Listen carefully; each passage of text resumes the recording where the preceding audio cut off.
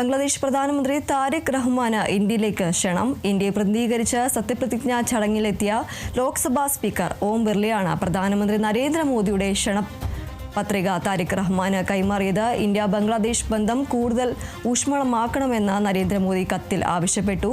വിദേശകാര്യ സെക്രട്ടറി വിക്രം മിശ്രയും ചടങ്ങിൽ പങ്കെടുത്തിരുന്നു.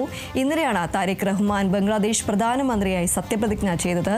താരിഖ് റഹ്മാനെ കൂടാതെ 25 മന്ത്രിമാരും 24 സഹമന്ത്രിമാരും മന്ത്രിസഭയിലുണ്ട്. ബംഗ്ലാദേശ് പാർലമെന്റിലെ 297 സീറ്റുകളിൽ 209 സീറ്റുകൾ നേടിയാണ് BNP അധികാരത്തിലെത്തിയത്.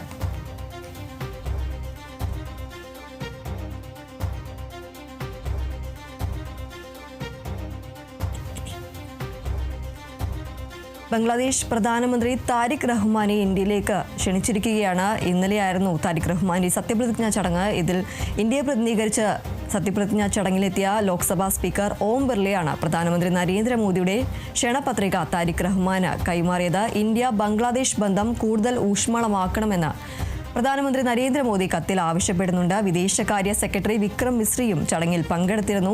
ഇന്നലെയാണ് താരിഖ് റഹ്മാൻ ബംഗ്ലാദേശ് പ്രധാനമന്ത്രിയായി സത്യപ്രതിജ്ഞ ചെയ്തത്. താരിഖ് റഹ്മാനെ കൂടാതെ 25 മന്ത്രിമാരും 24 സഹമന്ത്രിമാരും മന്ത്രിസഭയിലുണ്ട്. ബംഗ്ലാദേശ് പാർലമെന്റിലെ 297 സീറ്റുകളിൽ 209 സീറ്റുകൾ നേടിയാണ് BNP അധികാരത്തിലെത്തിയത്.